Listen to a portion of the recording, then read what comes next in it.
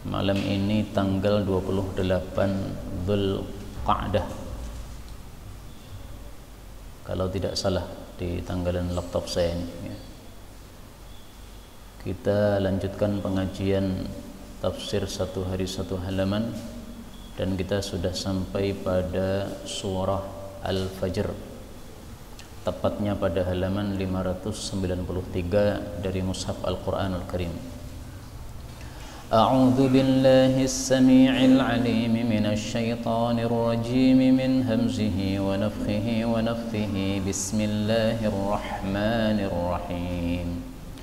Wal fajr wa layalin 'ashr wasyaf'i wal witr wal layli idza yasri hal fi dzalika qasamul lidhi hijr alam tara kayfa 'ala rabbuka bi'ad إرم ذات العماد التي لم يخلق مثلها في البلاد وثمود الذين جابوا الصخر بالوادي وفرعون ذي الأوتاد الذين طغوا في البلاد فأكثروا فيها الفساد فصب عليهم ربك سوط عذاب إن ربك لبالمرصاد فأما الإنسان إذا ما ابتلاه ربه فأكرمه ونعمه فيقول ربي أكرمني وأما إذا ما ابتلاه فقدر عليه رزقه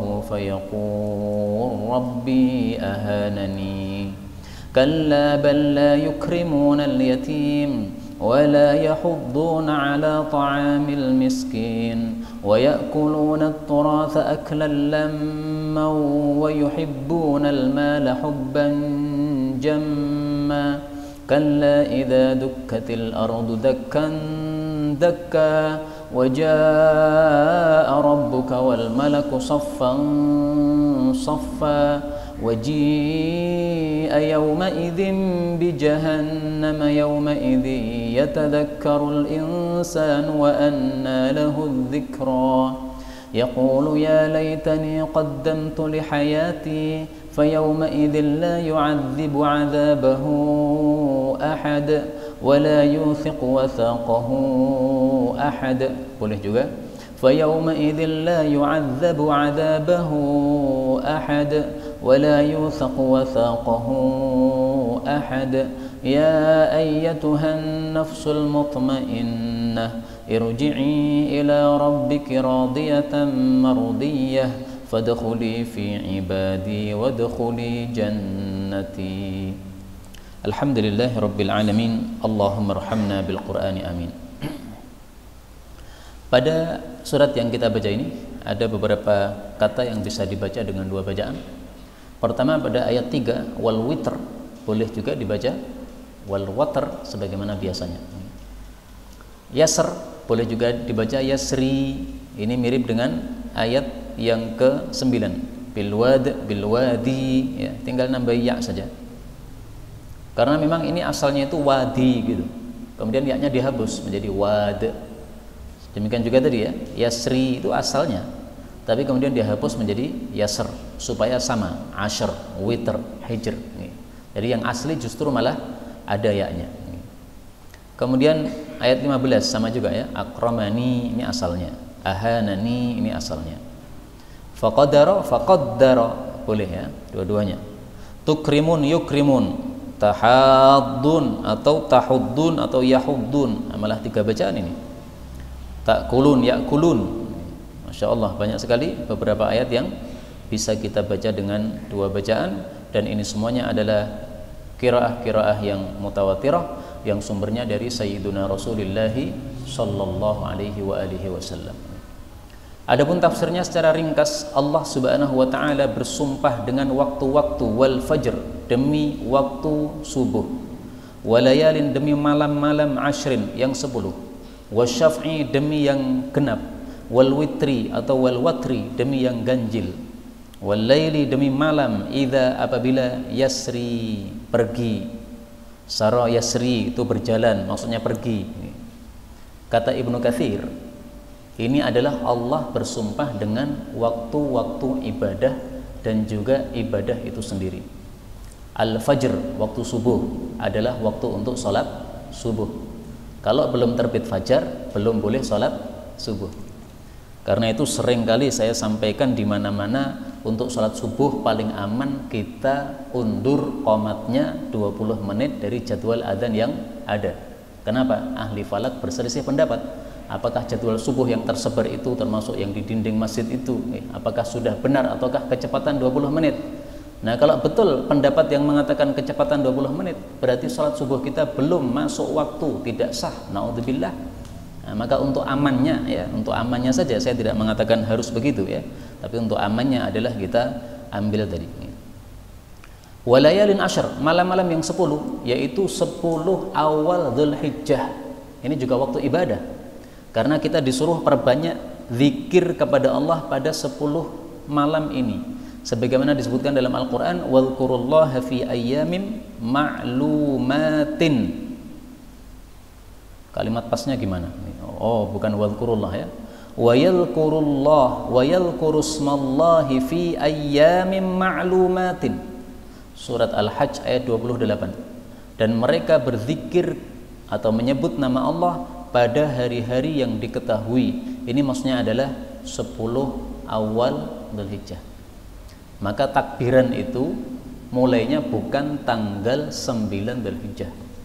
Takbiran untuk Idul Adha itu mulainya tanggal 1 Dzulhijjah. Dalilnya ayat ini, ayyamim ma'lumat, kata Ibnu Abbas adalah 10 awal Dzulhijjah. Lah kenapa orang-orang kok takbirannya mulai 9 Dzulhijjah yang biasanya dipimpin imam itu kan tanggal 9 setelah sholat subuh, berakhir sampai tanggal 13 setelah sholat asar. Kenapa kok mulainya tanggal 9? Itu karena takbir yang dilakukan setelah sholat wajib memang mulainya tanggal 9. Tetapi kalau takbiran sendiri-sendiri maka mulainya tanggal 1 Dzulhijjah. Dan ini sunnah yang sudah lenyap. Jarang orang perbanyak takbir pada tanggal 1 Dzulhijjah. Karena itu ini sudah tanggal 28 Dzulqa'dah ya, kalau benar. Nah, maka nanti tanggal 1 Dzulhijjah hendaklah kita ingat ilmu ini, kita perbanyak apa? Takbiran. Tapi sendiri-sendiri, jangan pakai mic masjid. Nanti malah jadi timbul fitnah ya, karena takbirannya sendiri-sendiri. Wasyaf'i wal watr. Ini apa ini? Waktu ibadah, waktu apa?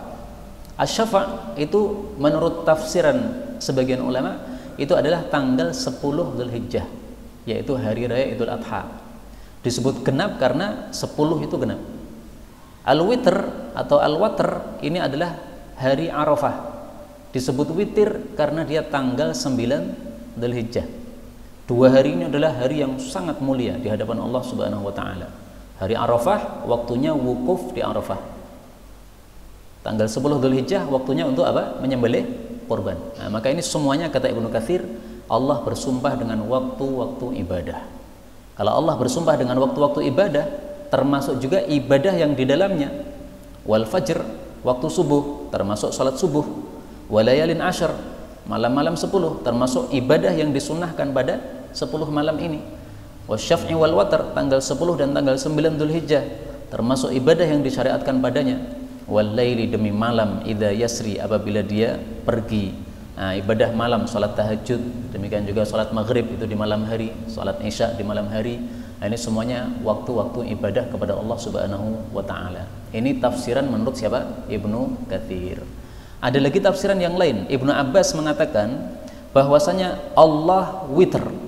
Allah itu maha ganjil, maksudnya esa, satu. Wa antum syaf'un, sementara kalian wahai para manusia itu adalah genap. Kenapa manusia disebut syafa' atau genap?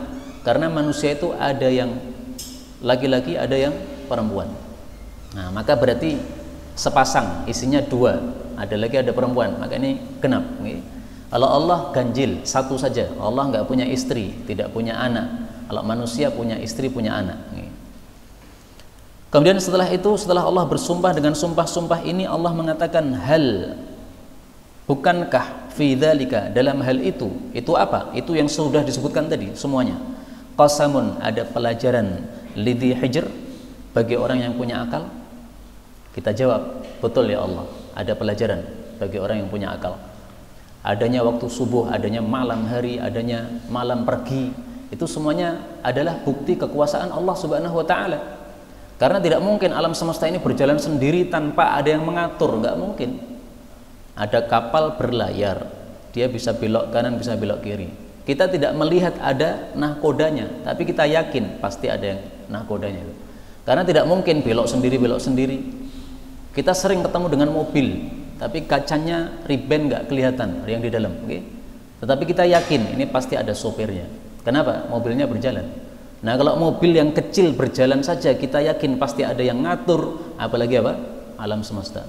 Maka orang-orang yang tidak percaya Tuhan itu sebenarnya nggak punya akal. Dia tidak bisa mikir, okay? Tidak bisa apa? Mikir yang logis. Padahal ini sesuatu yang sangat logis.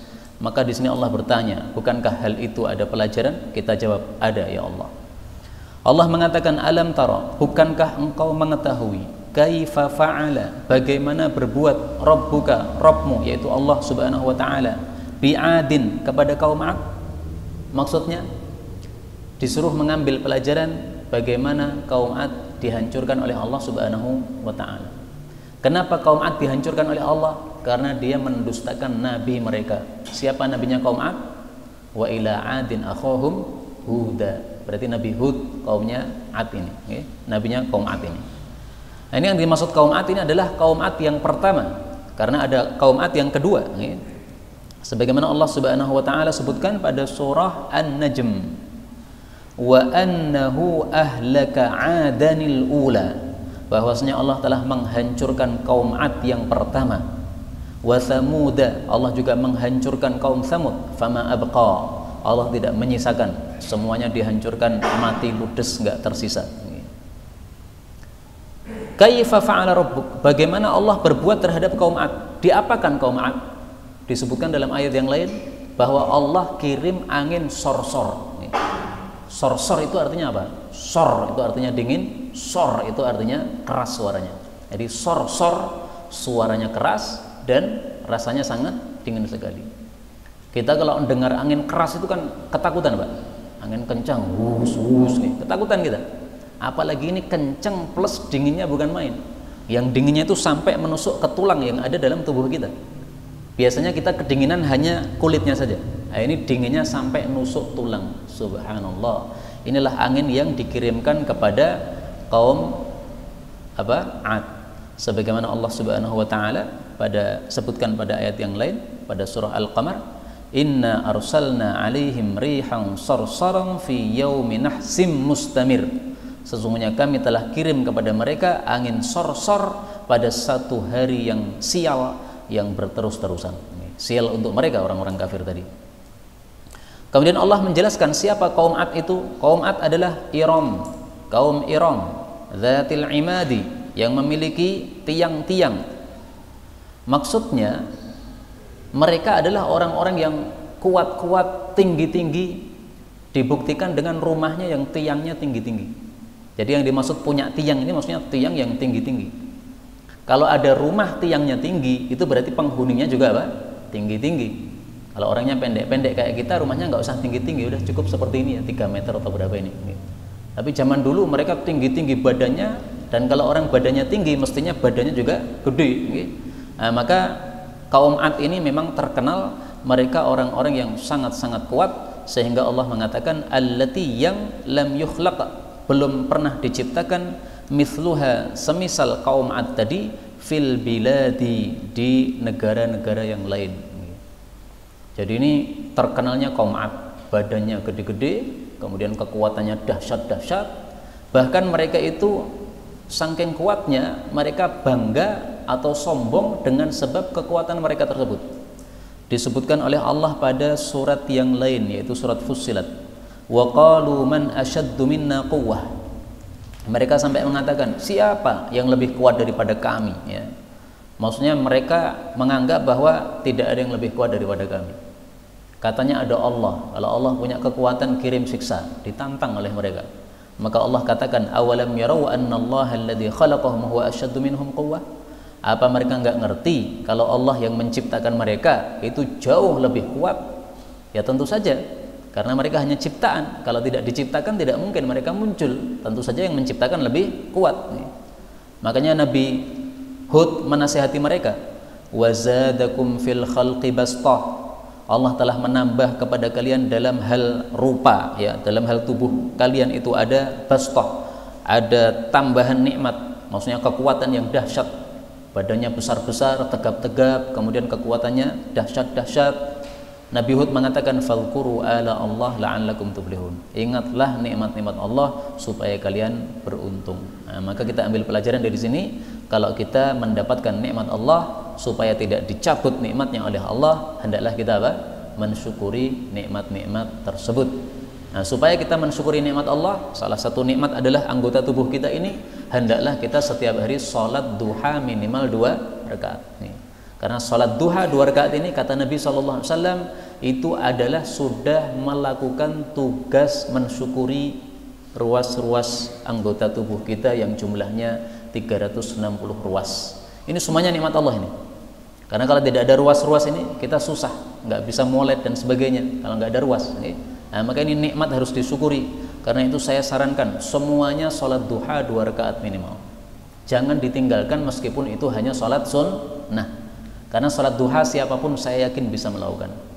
Yang bekerja jam 8 berangkat, sebelum berangkat itu kan sudah waktunya sholat duha. Sholat duha dulu. Apalagi sekarang COVID katanya tambah dahsyat.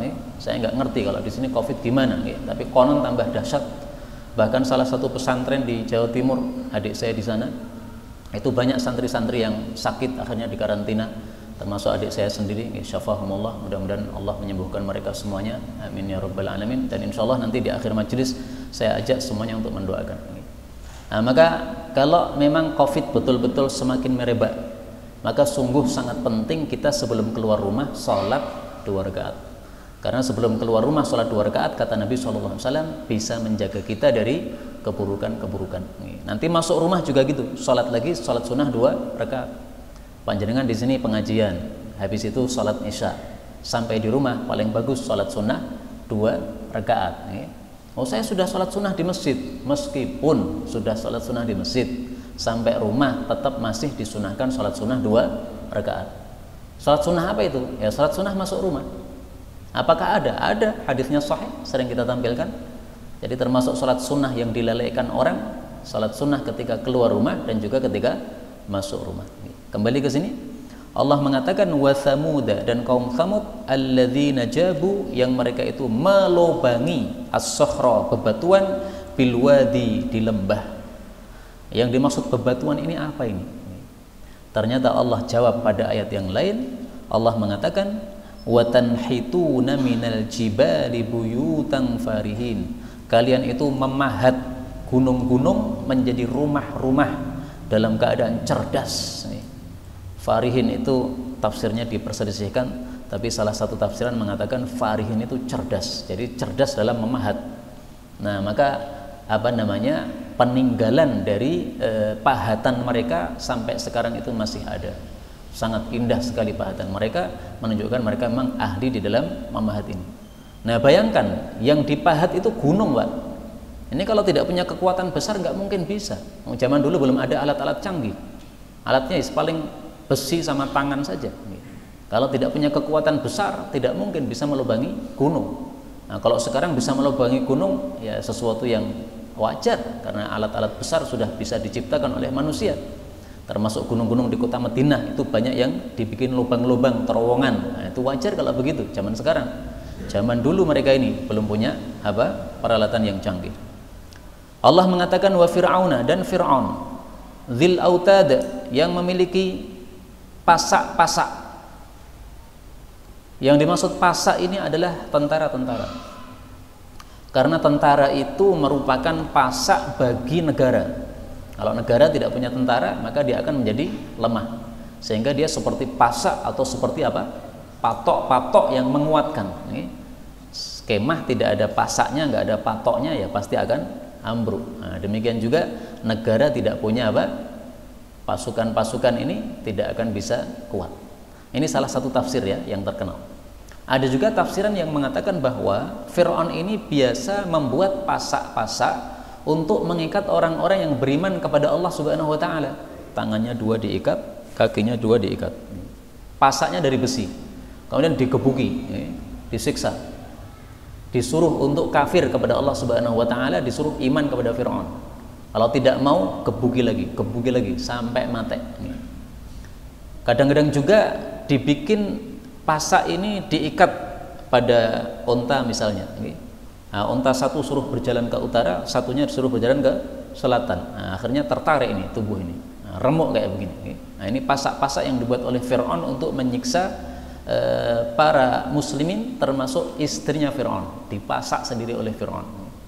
Allah mengatakan alladzina, orang-orang yang taghaw, mereka melampaui batas fil bilad, di negeri-negeri. Ini yang dimaksud ayat 11 ini bukan hanya Firaun, tapi ini kembali ke semuanya tadi yang sudah disebutkan. Ada berapa yang disebutkan? Ada 3. Pertama, Adin, ini 1. Kemudian yang kedua, Thamud, ini kaumnya Nabi Saleh, wa ila Thamud akhahum salihah. Kemudian Firaun. Nah, 3 ini semuanya orang-orang yang melampaui batas di negeri-negeri. Melampaui batasnya gimana? Fa'aktsaru, lalu mereka memperbanyak fiha, dalam negeri-negeri tadi, al-fasada, kerusakan. Jadi mereka berbuat rusak, menyiksa rakyat yang lemah. Nah, maka ini adalah peringatan bagi setiap pemimpin yang zalim kepada rakyatnya. Kalau mereka berbuat rusak, berbuat melampaui batas seperti yang dilakukan oleh orang-orang ini, mereka akan disiksa oleh Allah Subhanahu wa taala dengan siksaan yang setimpal dengan tingkah mereka. Kita berdoa kepada Allah, mudah-mudahan Indonesia ini diberi oleh Allah pemimpin yang baik, yang adil kepada rakyatnya. Amin ya rabbal alamin. Kalau tidak adil, semoga segera hancur lebur, diganti dengan yang baik. Allah mengatakan fasabba, lalu Allah pun menumpahkan alaihim, kepada mereka, rabbuka, ya Rabbmu, sauta adzabin, cambuk siksa. Sautun itu adalah arti asalnya cambuk. Apa maksudnya cambuk siksa? Maksudnya siksa yang dahsyat. Karena cambuk itu biasanya digunakan untuk menyiksa. Nah, maka diungkapkan dengan kata-kata cambuk siksa, maksudnya siksaan yang sangat dahsyat. Karena itu Ibnu Katsir ketika menafsirkan sauta adzab, dia mengatakan rijzan. Rijz itu adalah siksa yang dahsyat. Kalau azab itu siksa secara umum, ya, kadang dahsyat, kadang tidak dahsyat. Kalau rijzun ini adalah satu siksaan yang dahsyat. Inna rabbaka, sesungguhnya Rabbmu, yaitu Allah Subhanahu wa taala, labil mirsad, sungguh di dalam pengawasan. Maksudnya Allah itu senantiasa mengawasi gerak-gerik dan tingkah para hamba atau para manusia. Maka maksudnya mereka ini berbuat kurang ajar kepada Nabi, itu tidak lepas dari pengawasan Allah. Akhirnya Allah kirimkan apa? Siksa. Nah, kita ambil pelajaran dari sini. Karena Allah selalu mengawasi kita, hendaklah kita berhati-hati. Kata Ustadz Mu'in, saya masih teringat kata beliau waktu saya masih ngaji sama beliau sudah wafat rahimahullah. Beliau mengatakan kalau mau berbuat maksiat itu tolah-toleh dulu, ya, ke kanan, ke kiri, ke atas, ke bawah. Lihat ada Allah enggak? Kalau ada Allah, enggak jadi maksiat. Ya memang Allah tidak terlihat zatnya, tapi terlihat bukti adanya. Kalau kita melihat ke atas ada langit, siapa yang menciptakan? Allah. Melihat ke bawah ada bumi, siapa yang menciptakan? Allah. Melihat ke samping ada tanaman, ada manusia dan sebagainya, semuanya yang menciptakan Allah. Nah, maka kalau kita teringat, oh ada Allah mengawasi saya, tidak jadi berbuat apa? Maksiat. Ini cara untuk apa? Untuk menahan diri supaya kita tidak mudah-mudah berbuat maksiat. Allah mengatakan fa'ammal insan, adapun manusia, idza ma, apabila ibtalahu rabbuhu, mengujinya Rabbnya, fa'akramahu, lalu dia memberikan kehormatan, memberikan kehormatan kepadanya, wa na'amahu, dan memberikan nikmat kepadanya, fayaqul, maka dia mengatakan Rabbi, Rabbku, akramani, telah memuliakan aku. Wa amma, dan adapun idza ma, apabila ibtalahu, Allah mengujinya, faqaddara alaihi rizqahu, lalu Allah sempitkan kepadanya rizkinya, seperti zaman sekarang, ya, katanya rizki susah karena apa? Covid ini susah. Fayaqulu, maka dia mengatakan Rabbi, Rabbku, ahanani, telah menghinakan saya. Ini perkataan orang kafir kayak gini nih, Pak. Menganggap bahwa kalau kaya, duitnya banyak, berarti Allah ridho kepadanya. Menganggap bahwa kalau duitnya sedikit atau sakit, tidak sehat, berarti Allah murka kepadanya. Ini perkataan batil kayak begini. Apakah bukti Allah ridho itu pasti dikasih kaya? Kalau begitu ya berarti Fir'aun itu diridhoi Allah, dia paling kaya. Apakah kalau melarat atau sakit atau kena musibah itu berarti Allah benci sama dia? Kalau begitu Nabi Ayub itu dibenci Allah karena dia sakit sampai 8 tahun.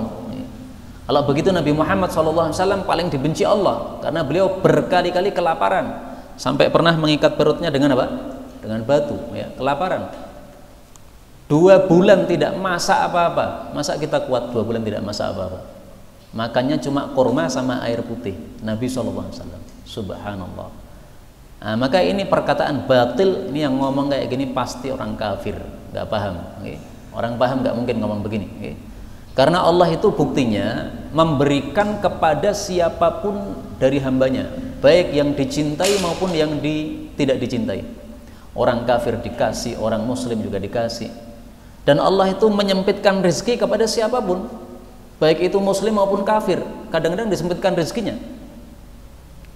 Ustadz atau kiai atau ulama, ya kadang disempitkan rezekinya oleh Allah Subhanahu wa Ta'ala. Sampai pernah salah satu ustadz cerita kepada saya waktu mau ngajar, bingung saya karena beras sudah habis. Besok anak istri tidak bisa makan, tapi ini malam hari jadwal saya ngajar. Jadi berangkat ngajar atau cari duit dulu. Akhirnya dia mikir-mikir, rezeki itu besok aja lah. Namanya makannya masih besok, sekarang jam ngajar saya berangkat ngajar. Waktu itu masih pakai ontel, ya. Nah, nyepeda ontel ngajar. Sampai di tempat pengajian sudah selesai pengajian baru mikir, wah saya harus cari duit sekarang. Mungkin cari rosok atau nopos, pokoknya pulang ngajar malam-malam pada isya. Nah, dia pengen untuk cari duit supaya besok bisa kasih beras anak istrinya.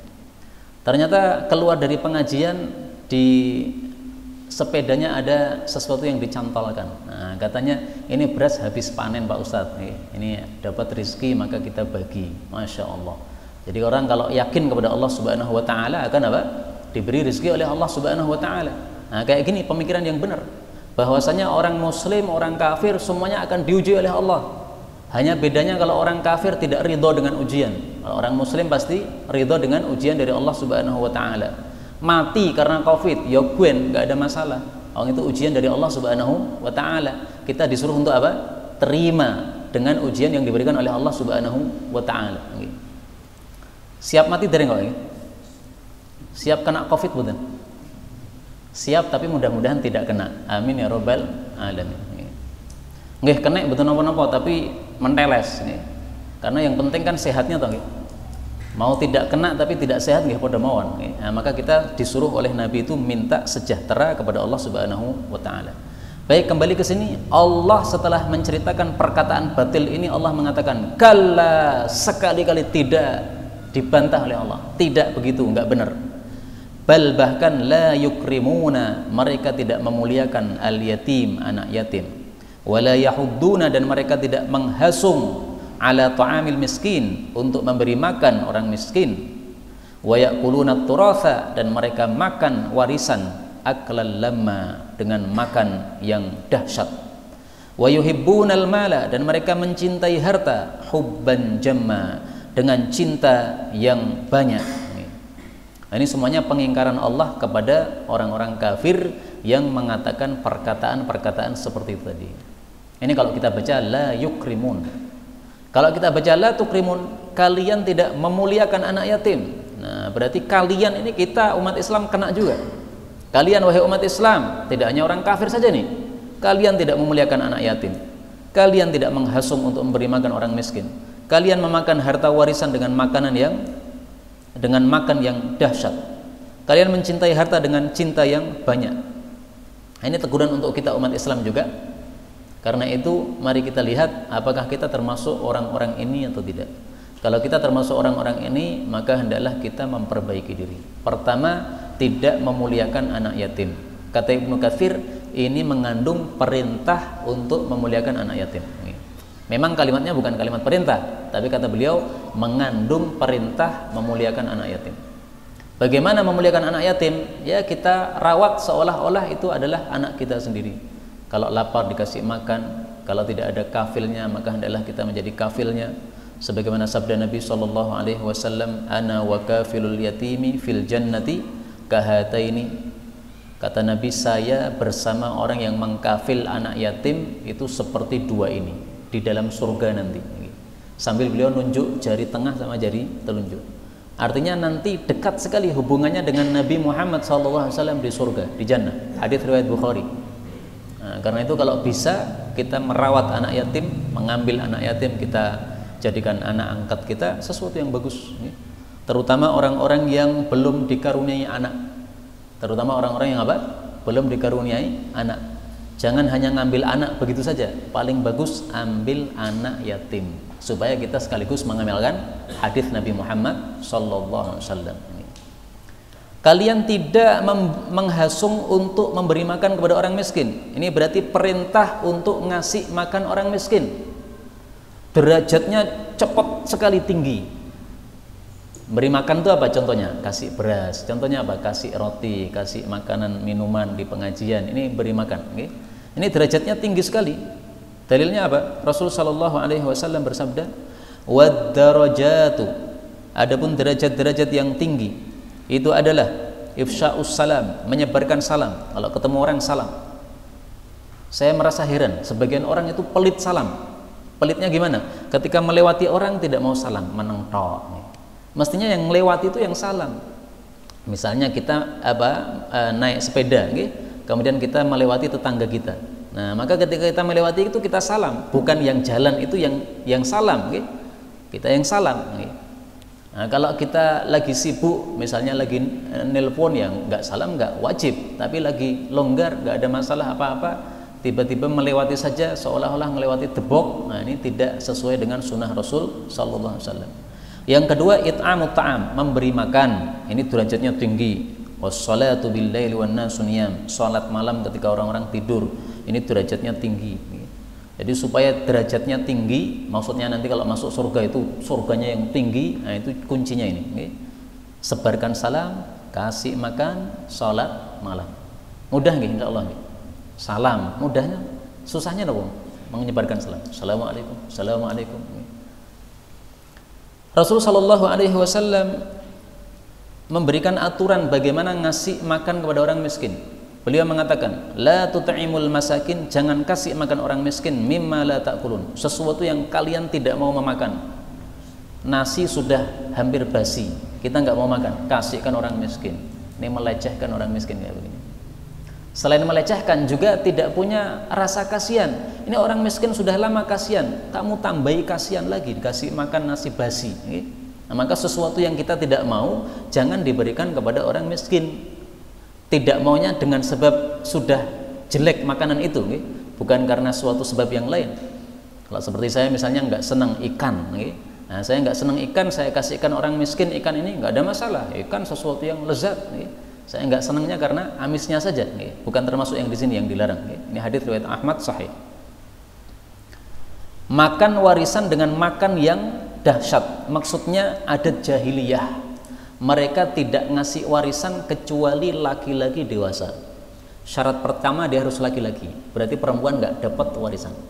Syarat kedua dia harus dewasa, maka kalau masih anak-anak meskipun laki-laki tidak dapat warisan. Nah, itu yang dimaksud aklal lama. Nah, maka zalim kepada wanita, zalim kepada anak kecil.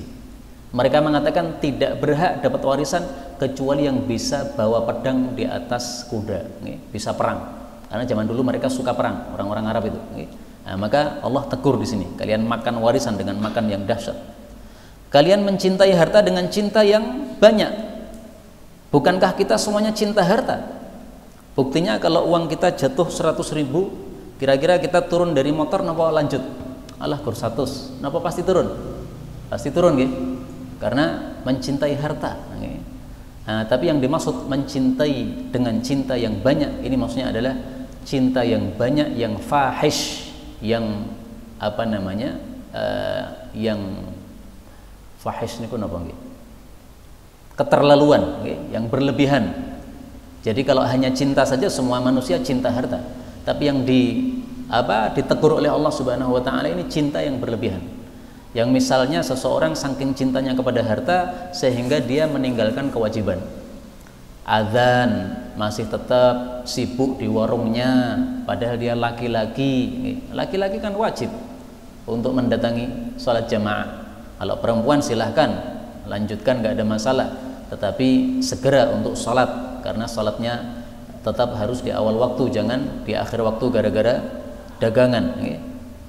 Kemudian Allah mengatakan kalla, sungguh. Nah, jadi kalla yang pertama artinya apa? Sekali-kali tidak. Di sini artinya sungguh. Idza, apabila dukkat, telah di dukkat, telah dihamparkan, al-ardu, bumi itu, dakkan daka, dengan sebenar-benar hamparan. Maksudnya gunung bumi dihamparkan gimana? Ibnu Katsir katakan maksudnya gunungnya semuanya diratakan oleh Allah Subhanahu wa taala. Gunungnya dihancurkan oleh Allah. Berarti ini hari kiamat. Karena pada hari kiamat gunung ini semuanya jadi hancur rata, sehingga bumi ini jadi apa? Semuanya jadi merata. Maka itu yang dimaksud dukkat, ya, dihamparkan. Kalau ada gunung kan bumi jadi sempit, nih. Nah, begitu gunung dihancurkan, maka bumi menjadi terhampar, menjadi lebih luas. Itu maksudnya kondisi pada hari kiamat. Wajah rabbuka, dan datang Rabbmu, yaitu Allah Subhanahu wa taala, wal malaku, dan para malaikat. Para malaikat ini datangnya soffan soffa, dengan bersof-sof. Ini maksudnya di padang mahsyar nanti Allah Subhanahu wa taala akan datang untuk apa? Untuk menghisab para manusia. Dan ini terjadinya setelah syafaat uzma, syafaat yang terbesar, yaitu Nabi Muhammad SAW dimintai oleh seluruh orang yang ada di padang mahsyar, wahai Nabi Muhammad SAW, tolong bilang kepada Allah supaya kita segera dibereskan dari sini, karena padang mahsyar itu matahari sangat dekat di atas kepala kita, kemudian kita keluar keringatnya bercucuran, ada yang keringatnya sampai hidungnya, ada yang sampai mulutnya, ada yang sampai dadanya, tergantung amal masing-masing. Dan semuanya telanjang bulat, tidak ada yang pakai pakaian. Betapa panasnya, betapa susahnya. Nah, maka itulah syafaat uzma. Nabi Muhammad SAW sujud kepada Allah, akhirnya Allah mengizinkan, baik, saya akan bereskan. Maka Allah datang bersama siapa? Para malaikat-malaikat. Nah, Allah datang ini nggak boleh ditanyakan, ya, datangnya gimana? Datangnya nggak boleh, karena Allah itu laisa kamitslihi syai'. Allah tidak seperti apapun juga. Allah mengatakan Allah datang, ya sudah, kita percaya saja Allah datang, nggak usah ditanya datangnya gimana. Dan jangan dianggap seperti manusia, datang itu dari tempat yang jauh kemudian mendekat, tambah ketok, nggak begitu. Itu kan manusia. Kalau manusia begitu, Allah nggak begitu. Allah tidak seperti manusia. Karena itu Ibnu Katsir ketika menafsirkan ayat ini dia mengatakan apa? Wajaa rabbuka lifaslil qada kama yasha. Allah datang untuk memutuskan kepada para manusia, yaitu untuk hisab, kama yasha, sebagaimana yang Allah kehendaki. Jadi datangnya bagaimana itu sebagaimana yang Allah kehendaki. Kita nggak ngerti. Waji'a yauma idzin, dan didatangkan pada hari itu bi jahannam, neraka jahannam. Jahannam artinya sangat dalam. Yauma idzin, pada hari itu yatadzakkarul insan, manusia teringat. Maksudnya teringat seluruh amalnya yang dilakukan di dunia. Wa anna, dan bagaimana lahu, bermanfaat baginya adzikra, peringatan tersebut. Jadi ingatnya itu gunanya apa? Kalau sudah masuk ke alam akhirat nggak ada gunanya. Ingat itu berguna kalau di dunia. Wah, teringat saya dulu maksiat, sekarang saya mau berhenti. Saya dulu riba, sekarang saya mau berhenti. Saya dulu miras, sekarang saya mau berhenti. Saya dulu zina, sekarang mau berhenti. Nah, itu kalau teringat di dunia bermanfaat. Kalau di akhirat sudah nggak ada gunanya lagi. Bagaimana jahanam ini didatangkan? Siapa yang mendatangkan jahanam? Dijawab oleh Rasulullah sallallahu alaihi wasallam dalam hadis yang diriwayatkan oleh Imam Muslim. Yu'ta bi jahannam, akan didatangkan nanti neraka jahanam. Yauma idzin, pada hari itu, yaitu di akhirat. Laha sab'una alfa zimamin. Dia memiliki 70.000 tali kekang. Ma'akulli zimam, masing-masing satu tali kekang dipegang oleh siapa? Sab'una alfa malakin, 70.000 malaikat. Yajurrunaha, semuanya menyeret jahanam ini, menarik jahanam ini. Hadis riwayat Muslim sahih. Nah, sehingga besarnya jahanam ini sudah nggak kebayang sudah. Saking besarnya jahanam, harus disiapkan 70.000 tali kekang untuk narik. Saking besarnya tali kekangnya, Satu tali kekang harus dipegang oleh 70.000 malaikat. 70.000 kali 70.000 hasilnya pinten niku, Pak? Kalau Muhammad kalau pun dihitung dhewe nggih. Supaya naudzubillahi min syarri dzalik. Karena itu marilah kita setiap hari minimal istighfar 100 kali minimal, nggih. Kenapa? Kita punya dosa-dosa. Kalau dosa-dosa kita tidak diampuni oleh Allah, nyemplung neraka itu pasti nggih. Namanya dosa itu berhak untuk apa? Nyemplung neraka. Kecuali kalau diampuni oleh Allah, jadi enggak masuk neraka. Diampuni oleh Allah dengan sebab mendapatkan syafaat misalnya dan sebagainya. Nah, mudah-mudahan semua kita mendapatkan ampunan dari Allah Subhanahu wa taala dan masuk jannah tanpa hisab, tanpa azab. Amin ya rabbal alamin. Allahumma shalli wa sallim wa barik ala Muhammad wa ala ali Muhammad.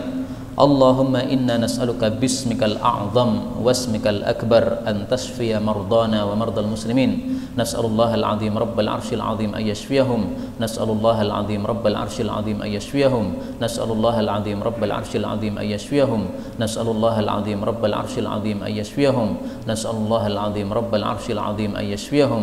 Nas'alullaha al-'azim rabbal 'arsyil 'azim ay yashfiyahum. Wa sallallahu wa sallama wa baraka 'ala nabiy Muhammad walhamdulillahi rabbil alamin. Subhanakallahumma rabbana bihamdika asyhadu an la ilaha illa anta astaghfiruka wa atubu ilaik.